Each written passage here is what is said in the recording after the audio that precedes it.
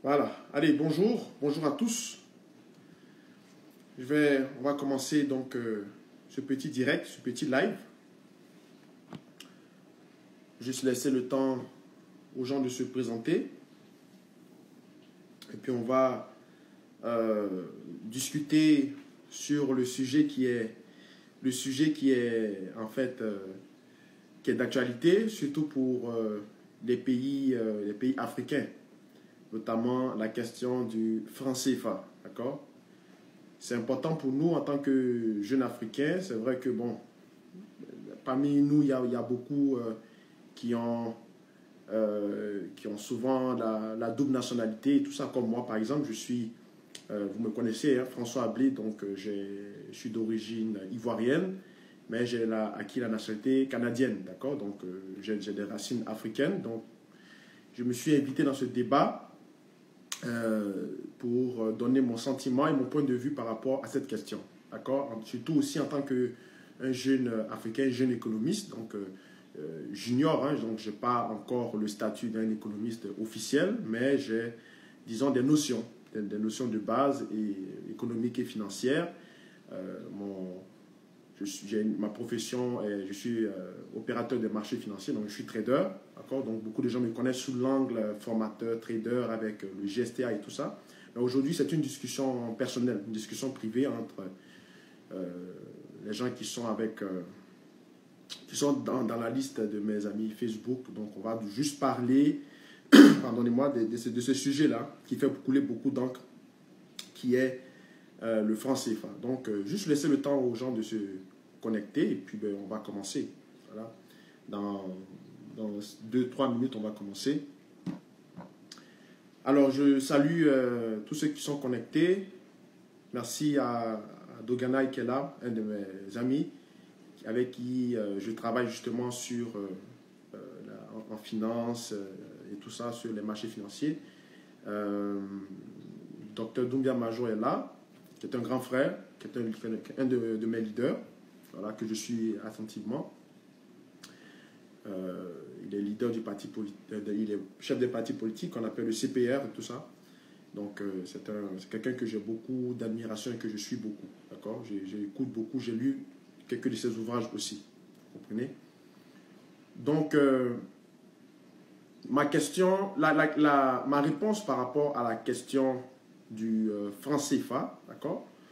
Alors, beaucoup de gens ces temps-ci abordent la question du franc CFA avec, on va dire, sous un angle d'émotion, d'accord? C'est une question très passionnelle, hein, parce que, vous savez, quand on parle de souveraineté des États, quand on parle disons, d'une fibre identitaire africaine et tout ça, ça déchaîne beaucoup de passion, d'accord? Et beaucoup de gens abordent la question du franc CFA, non pas sur l'angle purement économique, non pas sur l'angle purement, un angle, on va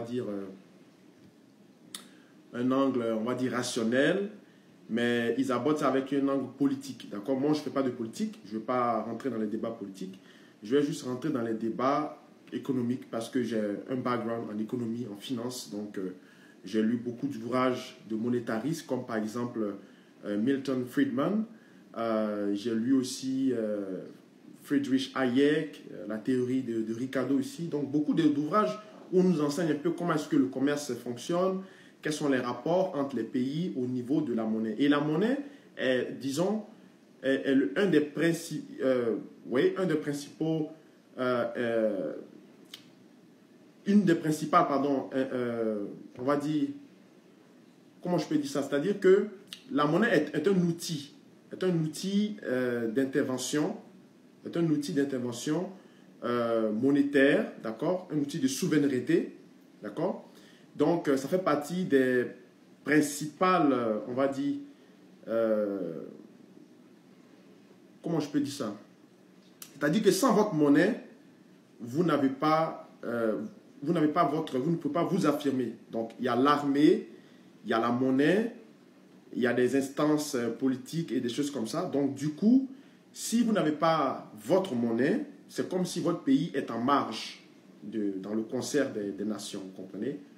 Et moi, je suis pour que les États africains aient leur monnaie. Mais je ne suis pas pour le fait qu'on le fasse parce qu'on est sous émotion, parce qu'on est énervé, parce qu'on en a juste marre, d'accord? Il y a des principes à respecter, il y a des méthodes à appliquer de manière économique. Et donc, il faut vraiment s'assurer que les peuples qui sont à l'intérieur du continent africain ne soient pas, d'accord, victimes d'un tel comportement, disons, émotif, d'accord? On se souvient, dans les années avant ma naissance, avant même que mon père ne naisse, dans les années 40 ou 50, à la veille de l'indépendance des États africains, il y a eu la Guinée qui a voulu établir sa propre monnaie, d'accord? Et un des risques qui a frappé de plein fouet l'économie guinéenne, donc d'alors qui était dirigée par Père son âme Sékou Touré, d'accord? Je crois que c'était parmi les, donc, disons, quelques officiels français et d'autres canaux de distribution qui étaient installés à l'intérieur de la Guinée qui ont importé massivement des faux billets pour, disons, dévaluer, pour faire déprécier fortement la monnaie, d'accord? Et ça a créé donc, tout simplement, ça a créé un choc dans l'économie guinéenne qui ne s'est jamais rétablie jusqu'à maintenant, d'accord? C'est ce qu'on appelait souvent, on appelle ça l'inflation importée, d'accord? L'inflation importée, ça peut transiter par un canal, disons, de vente de produits de matières premières, d'accord? Donc, si vous passez votre temps à acheter des matières premières des autres pays, d'accord? Donc, vous stockez, eux, leurs devises, puisqu'ils vous vendent leurs produits, ils vous le vendent dans leurs devises, dans leurs devises. Donc, vous achetez une devise étrangère. Donc, quand vous achetez une devise étrangère, ça veut dire que vous devez vous constituer un panier de devises, d'accord? Sauf que votre panier de devises n'est pas arrimé à votre monnaie. C'est un panier de devises extérieur, d'accord? Donc, du coup, votre monnaie est remplacée par un apport, un afflux de capitaux extérieurs, vous comprenez? Donc, ça fait que vous pouvez créer donc une inflation importée dans votre pays, donc parce que les gens vont se départir de votre monnaie et puis commencer à dépenser seulement la monnaie des autres, vous comprenez?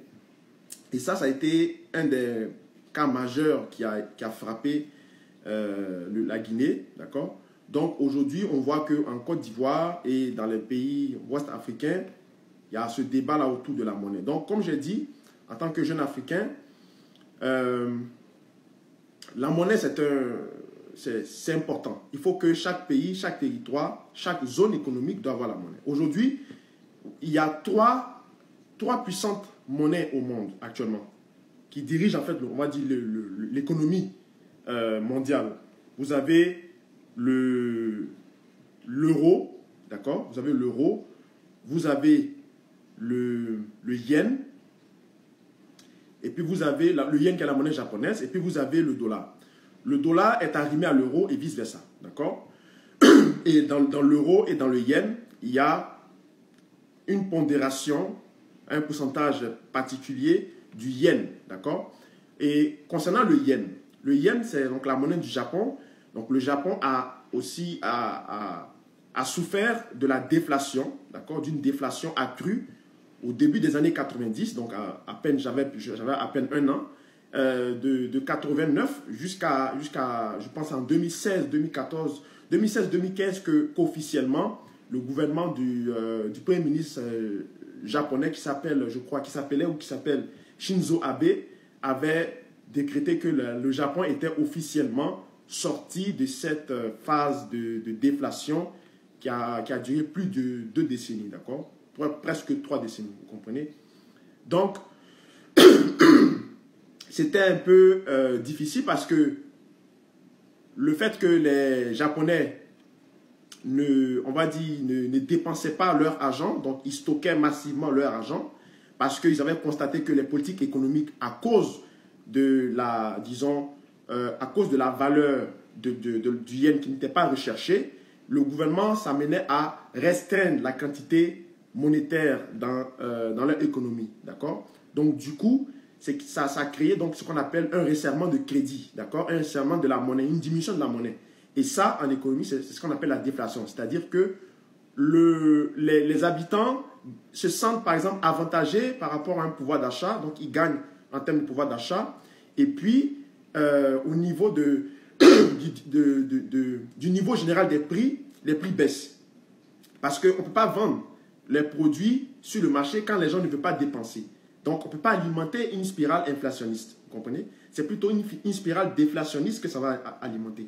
Donc, ça a créé, bien sûr, on va dire, une non-compétitivité de la monnaie yen, dans la mesure où la plupart même des nationaux veulent juste stocker cette monnaie et ne veulent pas l'exporter à l'étranger. Vous comprenez?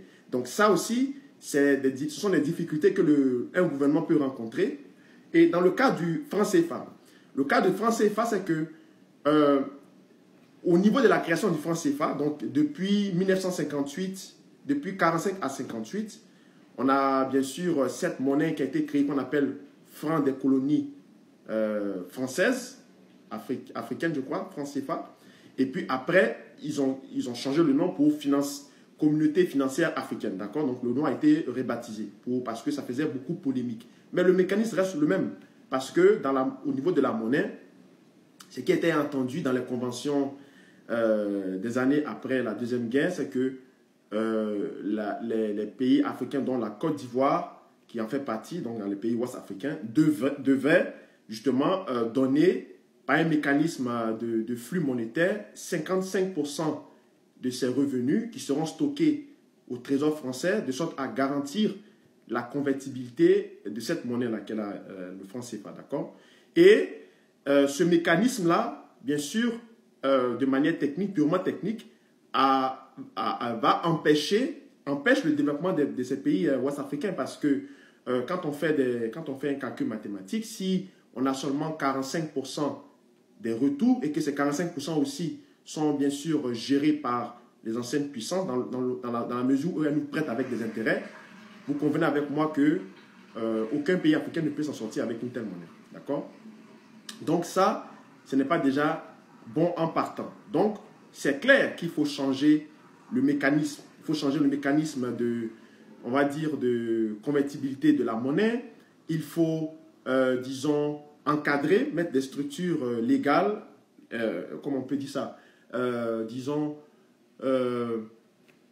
outiller des instances régionales, légales, en Afrique, de sorte à contrôler la monnaie. Parce que vous voyez qu'aujourd'hui, la plupart des monnaies qu'on utilise, comme l'euro, le yen, le dollar, il y a une banque fédérale qui encadre la monnaie. Même aux États-Unis, il y a la Fed, au Japon, il y a la BOJ, la Banque du Japon.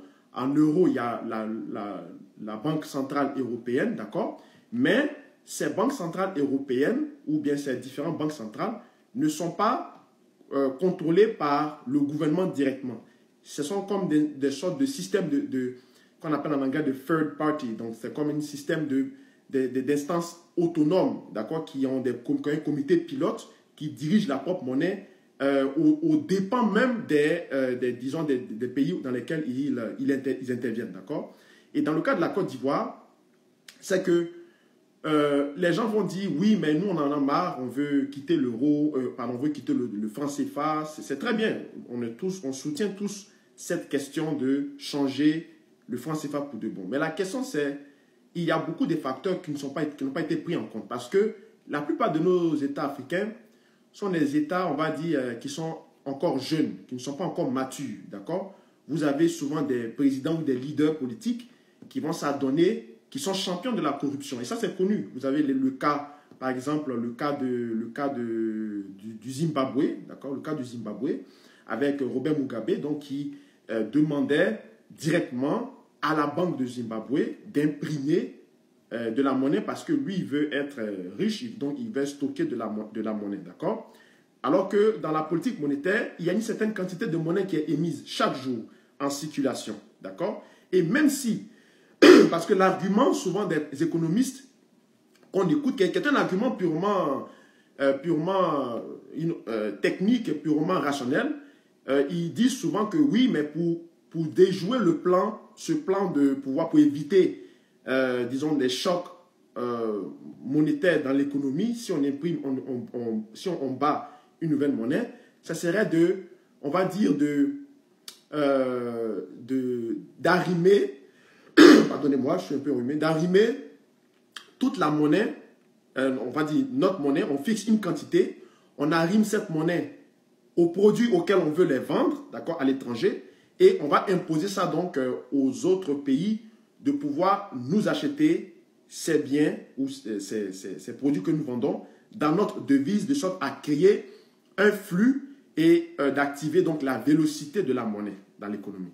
Sur papier, ça fonctionne. Il y a même des modèles qui sont là-dessus.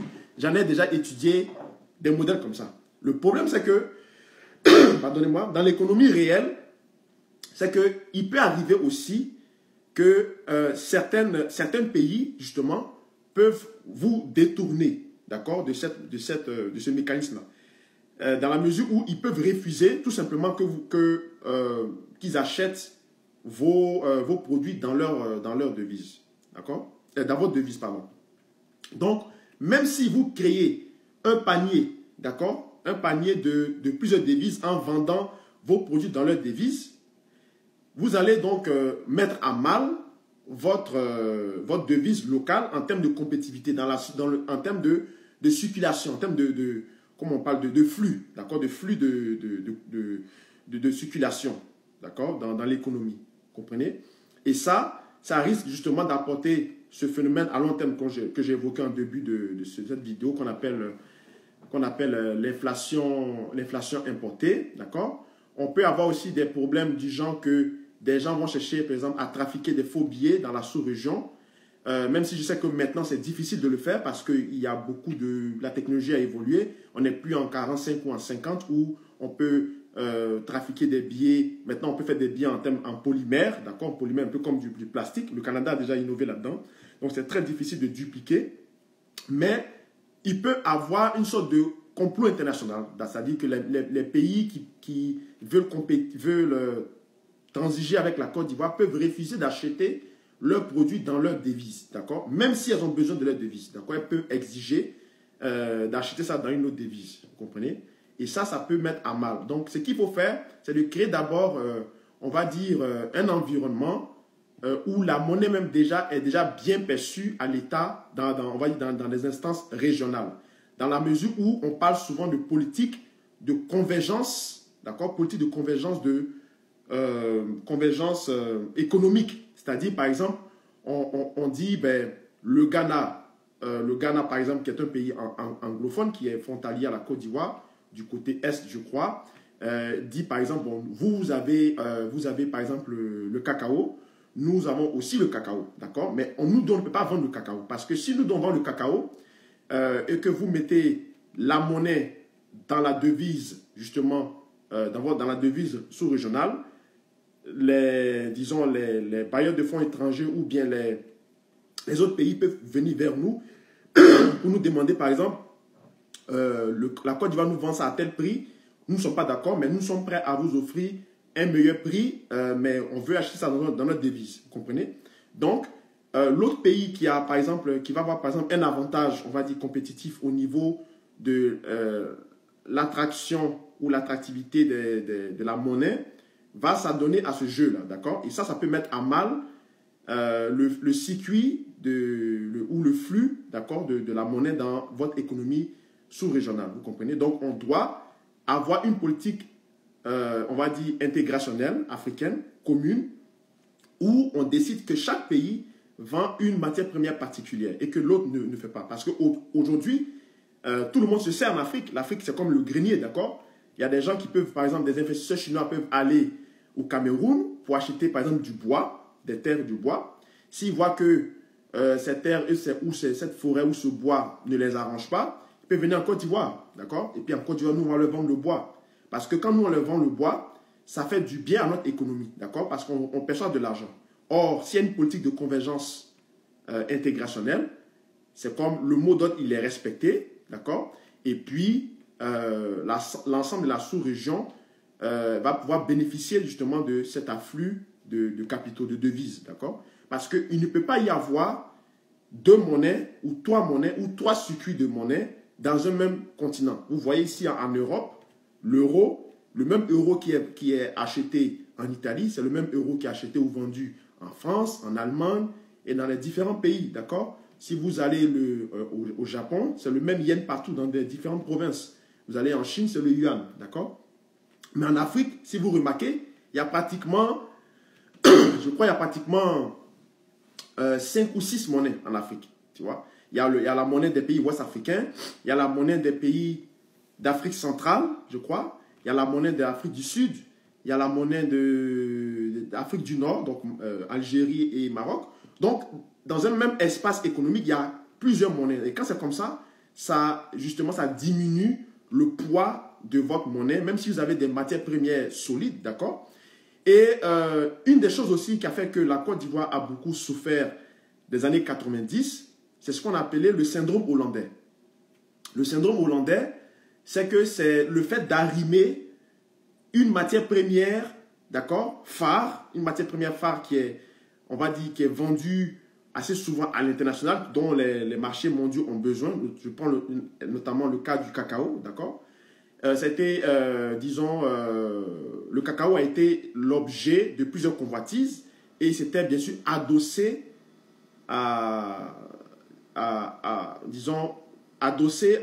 au succès économique de la Côte d'Ivoire, d'accord? Parce qu'on avait eu beaucoup de ce qu'on appelait plus tard, avant le miracle économique ivoirien, donc ça a été beaucoup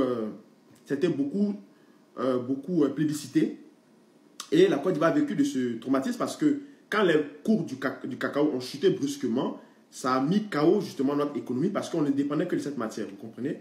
Et ça, au niveau de la monnaie aussi, ça sera le même impact, d'accord? C'est pour ça que, si vous remarquez, dans la création du dollar, il y a une pondération de 6 monnaies, d'accord? Il y a une pondération de l'euro, du yen, du franc suisse, de la couronne suédoise, je crois, de la monnaie britannique, le sterling, d'accord? Donc, il y a un panier de devises où on a fait un melting pot et puis ça permet d'atténuer les chocs, disons, les chocs de volatilité au niveau de la monnaie.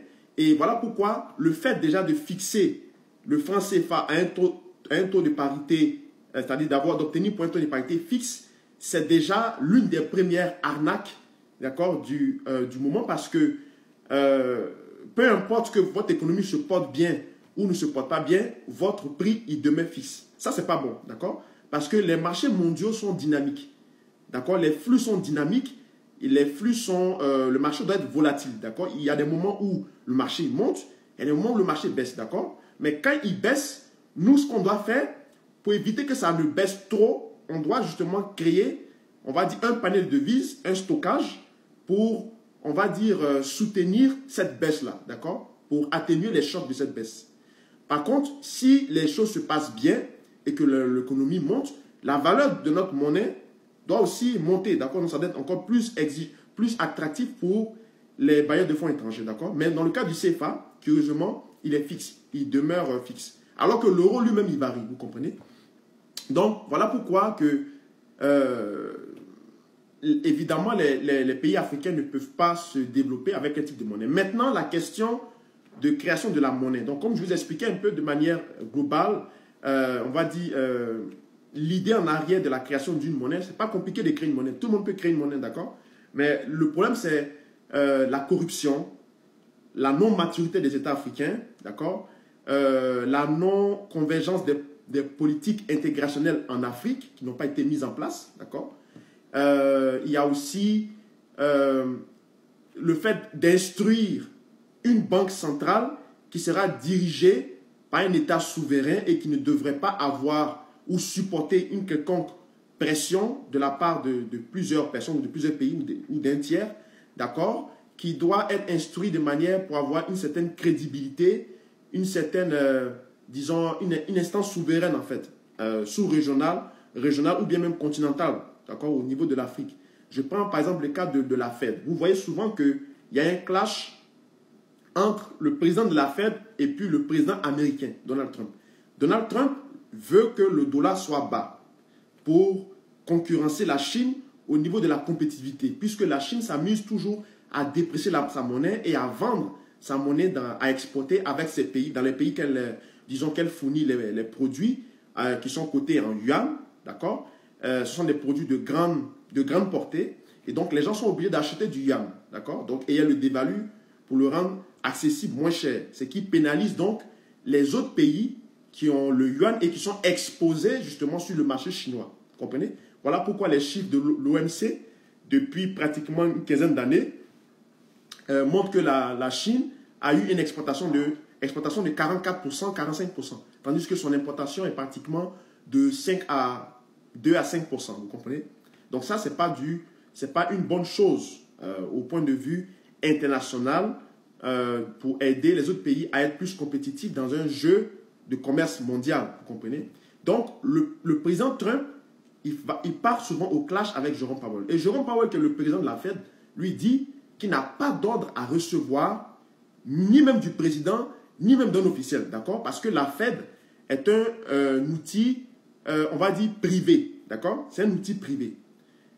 Si la Fed était un outil public, le gouvernement américain, notamment Donald Trump, allait pouvoir mettre sa main là-dedans, s'ingérer, d'accord? Donc, à part faire des déclarations, il ne peut pas justement intervenir directement sur la Fed. Il peut dire ce qu'il pense de la Fed, il peut dire ce qu'il veut, mais ce n'est pas lui qui a le dernier mot, d'accord? Alors, l'euro également est dirigé par le Conseil économique européen qui est à Bruxelles, d'accord? C'est eux qui dirigent l'euro, d'accord? Ce n'est même pas les Allemands, malgré le poids économique de l'Allemagne dans l'Union européenne, y compris la France, y compris l'Italie. Vous voyez, aujourd'hui, il y a une bataille, une crise diplomatique entre l'Italie et la France. Alors, pensez-vous qu'en Afrique, on décide par exemple de dire, bon, la banque centrale appartient au Congo. D'accord? Le Congo, on dit souvent, c'est le centre de l'Afrique. Donc, la banque centrale africaine est au Congo. Et la banque centrale africaine sera dirigée par un Congolais. Comprenez? Est-ce que vous pensez que les Camerounais ou les Béninois ou les Somaliens ou les Éthiopiens ou les Sud-Africains seront d'accord que la banque centrale, donc leur monnaie, soit dirigée par quelqu'un qui n'est pas de leur culture? Parce que l'Afrique, il y a beaucoup de pays en Afrique, hein, et chaque pays, donc on nous a balkanisés, c'est divisé, donc chacun a été traversé par des civilisations quelconques. Donc du coup, il y a cette volonté de pouvoir s'affirmer au niveau culturel. Donc ça veut dire que ce n'est pas tout le monde qui peut accepter, on va dire que chacun vient diriger dans son propre pays. Il faut une certaine maturité, une certaine ouverture d'esprit pour pouvoir, disons, donner cette possibilité-là, d'accord? Donc, au niveau de l'Afrique, on a, par exemple, la Banque centrale qui est au Congo, qui est dirigée par un Congolais ou bien par un Camerounais. Est-ce que vous pensez que les autres pays africains vont accepter de laisser diriger, c'est-à-dire que le Congo décide de la quantité monétaire qui doit circuler dans chaque pays africain? Est-ce que vous pensez qu'on a ce niveau de maturité? Évidemment que non. Alors qu'en Europe, c'est la Belgique, à travers le Conseil européen qui est dirigé par Donald Tusk, qui décide combien de quantités monétaires doivent circuler sur le territoire français. C'est lui qui décide pour l'Italie, c'est lui qui décide pour la Lettonie et tous les 27 pays membres de l'Union européenne. D'accord? Au niveau également de... Même ici, au niveau du Canada, la Banque du Canada, la BOC, c'est la Banque centrale du Canada qui décide, parce qu'ici on a des provinces. La province québécoise doit avoir telle quantité de monnaie. L'Ontario également, l'Alberta, Vancouver et ainsi de suite. Vous comprenez? Mais les Québécois, qui sont en fait des Canadiens français et qui veulent souvent être un pays, le jour qu'ils prennent leur indépendance, ils peuvent dire à la Banque du Canada, qui est basée à Ottawa, dire, nous on ne veut plus que vous nous dites combien de monnaie nous on doit imprimer. Nous-mêmes, on veut imprimer notre monnaie. Nous-mêmes, on veut décider de quelle quantité de monnaie on a besoin pour notre économie. D'accord?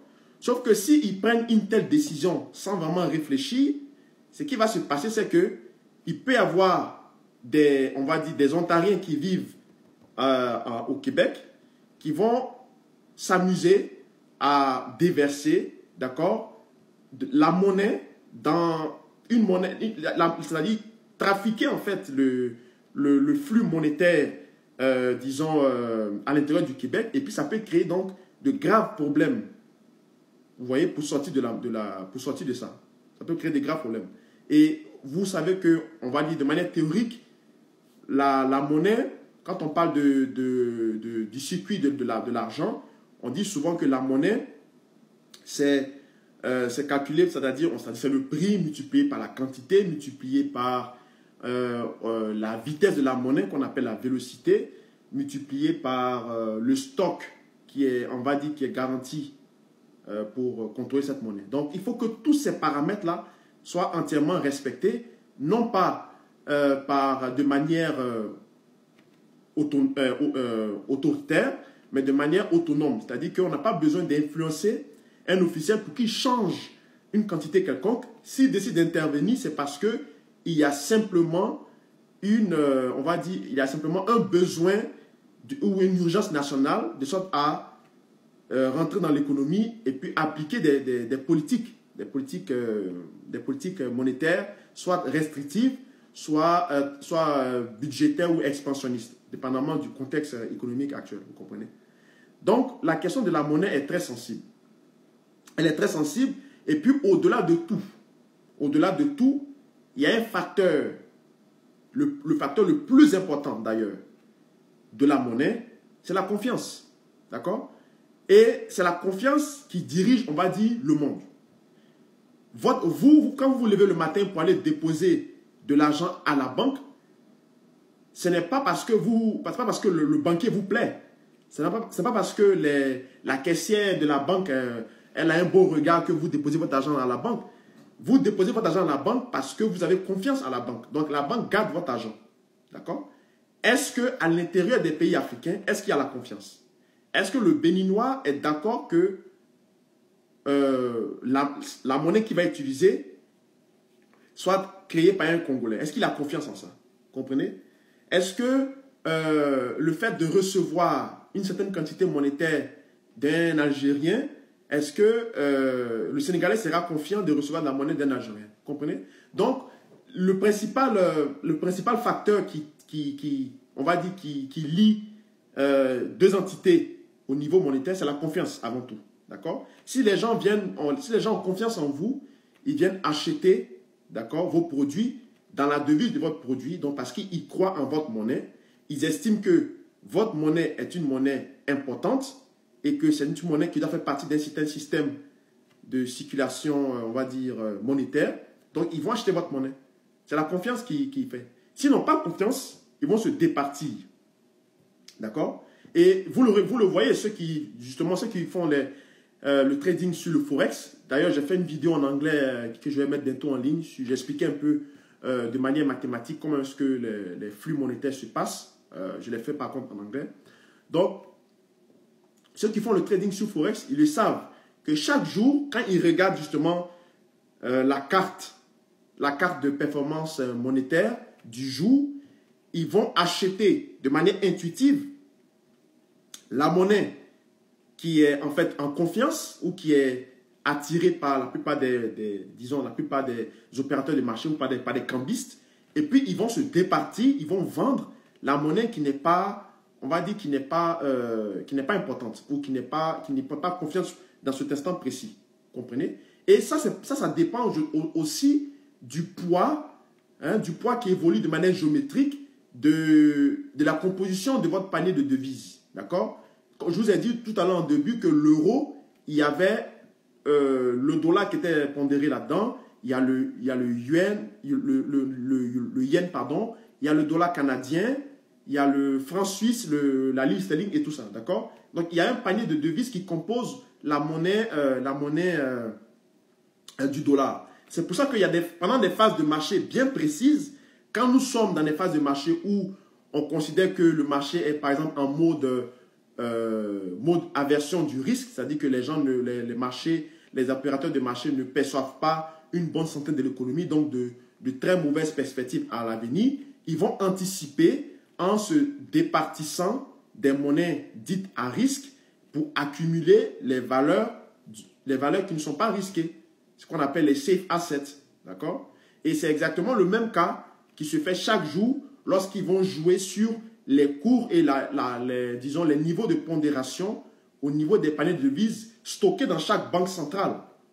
Vous comprenez? Donc, au niveau de la Banque centrale européenne, il y a des cambistes, donc des traders de devises, sur devises, qui vont dire aujourd'hui, le dollar est, par exemple, dans une phase de marché américain un peu, on va dire, un peu difficile, il y a un peu trop de volatilité, il y a Trump qui a fait un discours qui n'était pas très rassurant de l'économie, alors il est préférable qu'on stocke, bien sûr, la monnaie, par exemple, la monnaie européenne, et qu'on se départisse du dollar américain.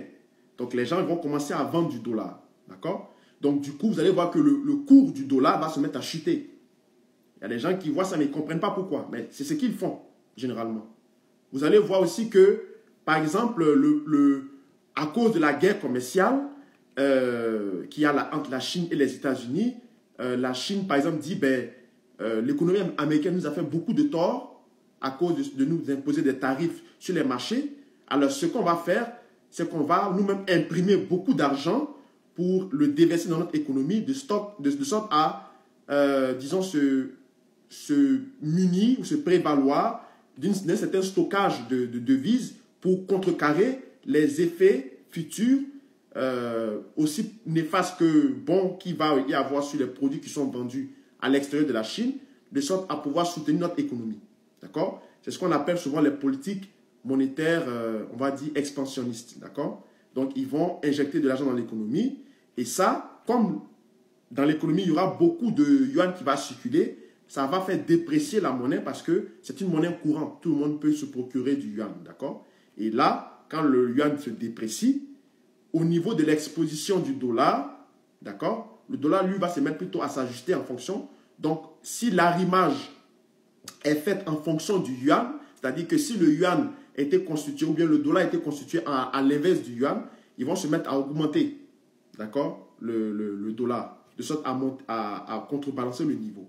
Donc, ce sont ces mécanismes monétaires qui se font chaque jour dans les banques centrales, dans les salles de marché, et dans chaque banque, il y a des quantités d'argent qui sont bien précises, d'accord, bien disponibles, de sorte à pouvoir jouer sur les cours et manipuler. Au niveau de la Côte d'Ivoire, au niveau des pays africains, nous n'avons pas encore des instances qui sont solides. On peut les créer. Ce n'est pas le but. Mais est-ce qu'il y a une volonté réelle de ces pays africains de pouvoir se munir de puissantes instances sous-régionales ou continentales, donc du continent africain, et puis de dire, bon, en tant qu'Africains, nous avons confiance en notre propre institution, nous voulons avoir une seule et unique monnaie, nous voulons utiliser cette monnaie-là pour pouvoir commercer avec le monde extérieur, donc, par conséquent, voici les directives que nous voulons,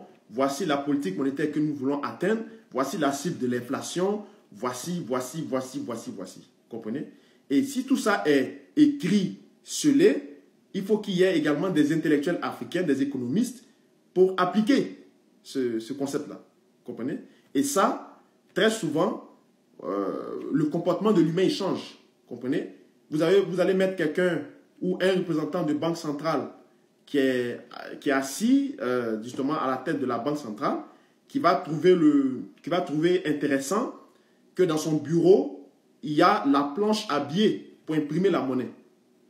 Il peut se servir, d'accord? Donc, on doit s'arranger de placer des gens de bonne moralité, des gens qui sont, on va dire, qui ont dépassé ce stade-là de la corruption. Sauf qu'en Afrique, actuellement, à l'heure actuelle, quand vous regardez le paysage africain, est-ce que vous croyez que, peut-être qu'il y en a, il y en a certainement, mais est-ce que vous voyez quel dirigeant africain qui est assez mature de pouvoir tenir une telle politique? C'est difficile, vous comprenez? Donc, soit on doit trouver quelqu'un qui est bien, soit on doit également donner la charge de la gestion monétaire à une tierce partie, à un tierce pays qui est jugé par exemple, safe, d'accord, qui va s'amuser donc à pouvoir bien mettre, disons, à garantir la gestion monétaire, vous comprenez? Donc, c'est ça mon point de vue. Je suis formellement contre le CFA, mais je suis prêt aussi à ce qu'on change la monnaie. Changer de monnaie, ce n'est pas une chose difficile. Il y a beaucoup de gens qui font peur. Ouais, mais si on change la monnaie va s'effondrer. Non, ce n'est pas que si on change la monnaie va s'effondrer. C'est ce qu'on va placer et puis la politique qu'on va appliquer. D'accord? Et les méthodes sont là, elles existent. Il y a beaucoup d'ouvrages qui ont été écrits là-dessus. Donc, créer une nouvelle monnaie, ce n'est pas compliqué. D'ailleurs, il y a une vidéo dans laquelle je vous explique un peu comment est-ce que la monnaie, on peut la créer avec le principe de panier de devises, d'accord? Et ça, ce n'est pas compliqué. Mais la vraie question, c'est l'intégration régionale, d'accord? Intégration régionale ou continentale au niveau de l'Afrique, la corruption, d'accord? Les politiques de convergence économique, d'accord? Les politiques de compétitivité au niveau des produits, vous comprenez?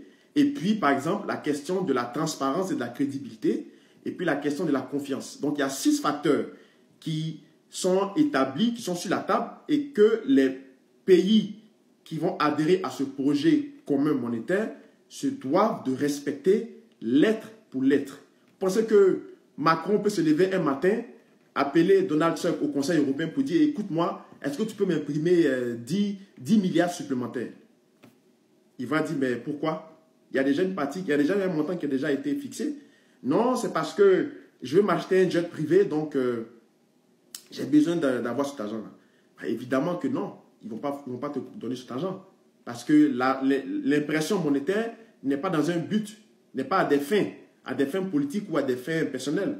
C'est à des fins de souveraineté nationale, à des fins, on va dire, à des fins de, voilà, des questions nationales. Ce n'est pas seulement pour juste s'amuser. Si la Banque centrale estime qu'il faut intervenir dans l'économie française, de sorte à soutenir, par exemple, les prix des denrées alimentaires sur le marché français, elle va calculer à l'aide de méthodes mathématiques, d'algorithmes, et de savoir quelle quantité uniquement on a besoin pour injecter dans l'économie française, de sorte à soutenir les prix des denrées alimentaires. Pareil pour la Lettonie, pareil pour la Roumanie, et ainsi de suite, d'accord? Ou le Portugal, ou bien l'Allemagne, et tout ça, tous les pays qui font partie de la zone européenne, d'accord? Donc, voici ma position sur le franc CFA. C'est une position claire, d'accord? Donc, je suis contre le franc CFA, ok?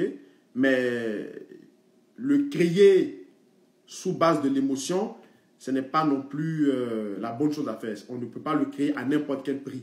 Il y a d'abord des préceptes et des méthodes qu'il faut respecter, qu'il faut d'abord, disons, s'assurer avant de pouvoir. Et puis aussi, on n'a pas besoin de faire beaucoup de tapage. Pour créer une monnaie, vous voyez, c'est en même pas un jour, on peut créer la monnaie. D'accord? C'est après, c'est ce qui va arriver après qui est le plus difficile. Sinon, au départ, c'est pas si compliqué que ça. Vous comprenez? C'est vraiment très simple pour créer une monnaie. Tout le monde peut le faire. On a de brillants économistes en Afrique pour ça. Maintenant, la question, c'est est-ce que ça sera respecté? D'accord? Vous voyez? Donc, et puis aussi, il faut s'assurer qu'à l'intérieur des frontières ou à l'extérieur des frontières aussi, que la monnaie ne soit pas un objet de trafic. C'est-à-dire que des gens, disons de manière frauduleuse, vont s'acquérir d'une certaine quantité de monnaie pour le faire partir, pour le faire partir à l'étranger. Et puis, c'est cette quantité-là qui sera encore déversée sur le territoire pour mettre à terre l'état de l'économie. D'accord? Donc, tout ça, c'est des facteurs qu'il faut vraiment, vraiment surveiller, qu'il faut déjà penser avant, qu'il faut anticiper. D'accord? Donc, c'est une question qui est très cruciale. D'accord? Ce n'est pas en un meeting politique ou bien une vidéo qu'on dit, bah, allez, on décide de créer la monnaie. Non. Ou c'est pas quand, par exemple, on est dans des phases de pression politique qu'on dit, si vous continuez à m'énerver, je vais créer ma monnaie. Non, c'est pas comme ça. Il y a vraiment beaucoup à faire, beaucoup de choses à faire, et ça peut même prendre des générations, d'accord? Mais ça va arriver un jour, ça va arriver un moment où, sans même, n'y aura pas vraiment de communiqué. On dit, voilà, la monnaie africaine est établie. D'accord? Parce que les peuples seront jugés assez matures, seront jugés assez, disons, responsables, voilà, responsables de pouvoir utiliser leur propre monnaie. Vous comprenez? Donc, c'est ce que j'avais à dire sur ce débat de franc CFA. En tout cas, merci d'avoir suivi donc, cette petite intervention. Si vous avez des questions, vous pouvez écrire en commentaire. Je vais lire les commentaires qui sont déjà là.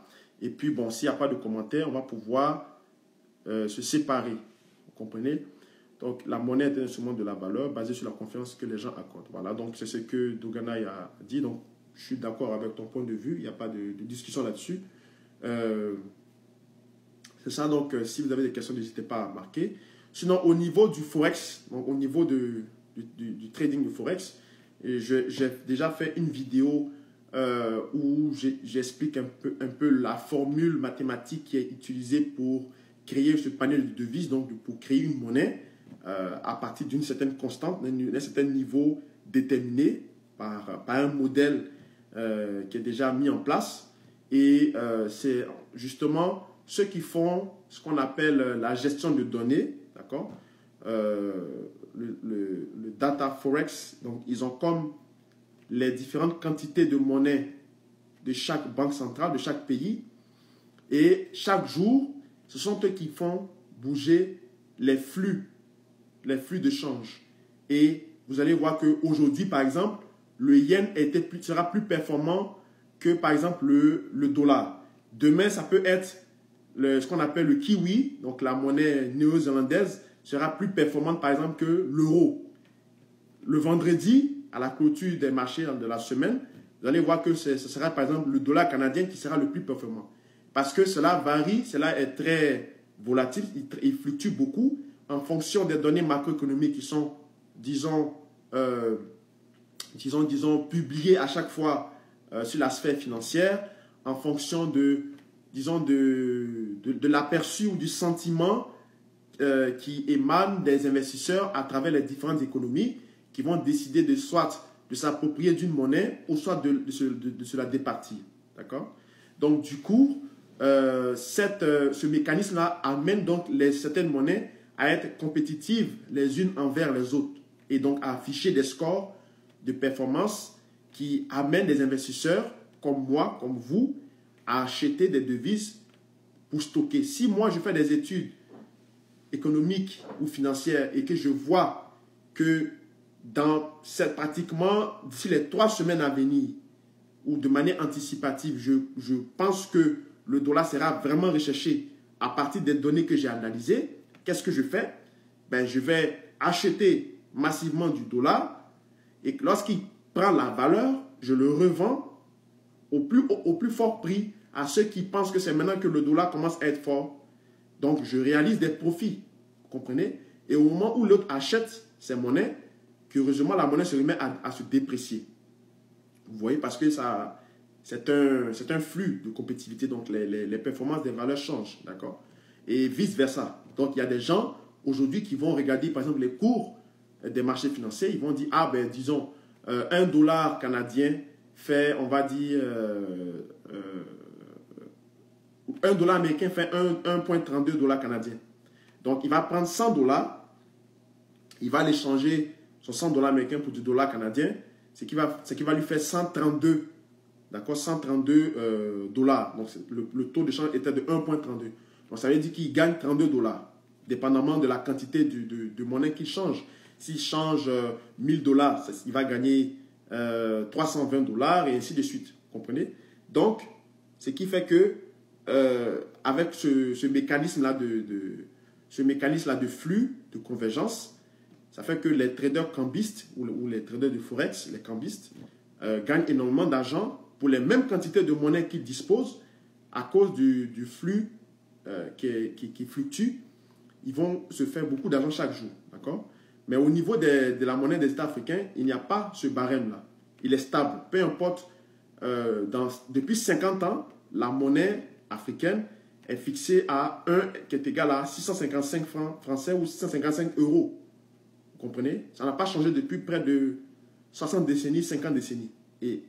Et ça, 5 décennies, pardon, donc 50 ans, ou 6 décennies, donc 60 ans. Donc, ce mécanisme-là de parité fixe n'est pas une bonne chose, comme certains économistes veulent nous faire croire. Ce n'est pas une bonne chose. La vie elle-même, elle est cyclique, d'accord? Il y a des moments où vous êtes super bon, il y a des moments où vous n'êtes pas du tout bon, d'accord? Donc, vous évoluez par thème cyclique, d'accord? Donc, c'est normal que pour l'économie d'un pays, quand l'économie est très forte, il faut que la monnaie soit aussi très forte, attractive. Dans la mesure où, lorsque on paye notre monnaie, on a suffisamment de réserves pour stocker, de sorte à soutenir notre économie au le moment où notre devise sera, on va dire, faible ou pas appréciée, dépréciée. Comprenez? Une monnaie ne peut pas être comme ça, donc comme une courbe horizontale, stable. D'accord? C'était pas logique. Mais bon, ce sont les accords qui ont été signés dans les années 50, 40. À l'époque, je ne crois pas qu'il y avait déjà assez de données pour voir les effets futurs qui allaient intervenir. Donc, certainement, les économistes de l'époque étaient peut-être un peu en retard. Maintenant, aujourd'hui, à l'heure actuelle où je vous parle, il n'existe aucune monnaie qui est fixe. Ça n'existe pas une monnaie fixe. D'accord? Une monnaie qui est fixe, ce n'est pas une monnaie. Une monnaie qui est fixe n'est pas une monnaie. D'accord? Il faut que les monnaies soient tous dans des régimes de taux d'échange flottants. D'accord? Une monnaie doit flotter. Elle doit être, on va dire, elle doit fluctuer. Vous comprenez? Donc, c'est comme ça. C'est le mécanisme monétaire. Alors, s'il n'y a pas donc on va dire, d'intervention ou de questions, je vais vous laisser. Ça m'a fait très plaisir de partager avec vous ce point de vue, on va dire, économique et rationnel, financier, pas de politique en arrière. J'ai fait cette vidéo donc sur ma page personnelle parce que c'était, on va dire, c'était une discussion personnelle une réflexion personnelle sur le franc CFA. Je ne l'ai pas fait avec Gestia parce que là-bas, c'est plus les cours, d'autres contenus donc, informatifs et tout ça qui sont vraiment reliés au trading. Donc, voilà pourquoi j'ai voulu donc, donner ce point de vue-là sur ma page. Donc, je remercie tous ceux qui sont connectés. Et puis, vous avez donc mon point de vue sur cette question. En tant que jeune Africain, je ne suis pas monétariste, je ne suis pas, disons, docteur en économie, je suis simplement un économiste junior, d'accord? Donc, les économistes juniors, ce sont ceux, en fait, c'est nous qu'on utilise pour faire, disons, les travaux dans les salles de marché ou bien dans un cabinet d'économistes, d'accord? Et puis, vous avez les seniors qui viennent juste pour signer, pour dire, oui, il a bien travaillé, c'est tout, et puis c'est lui qui va aller présenter le document. Mais ceux qui travaillent en arrière, c'est nous, des gens comme nous, d'accord? Donc, les leaders politiques sont assez aguerris pour savoir ce qui est bon pour eux. C'est à eux de prendre la décision, mais il ne faut pas que les Africains basculent dans ce côté passionnel de la monnaie, d'accord? On veut tous une monnaie commune, mais pas non plus de manière n'importe comment, à tout bout de champ. Pas de n'importe quelle manière. Et puis pas à n'importe quel prix non plus, d'accord? Il faudrait vraiment bien étudier la question. Il y a beaucoup d'ouvrages qui ont été écrits là-dessus, d'économistes africains réputés, ivoiriens même d'ailleurs.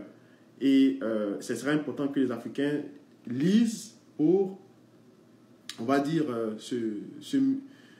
pour mûrir leur esprit, pour voir un peu quels sont leurs avantages et quels sont leurs inconvénients. Il y a beaucoup de séminaires, de vidéos qui existent sur cette question-là. Et c'est important que les gens puissent prendre leur point de vue basé sur des éléments assez pertinents et rationnels. Alors, merci encore d'avoir suivi cette petite intervention. Portez-vous bien, passez un bon week-end et on se retrouve le lundi pour d'autres émissions avec le GSTA. Merci encore. Au revoir.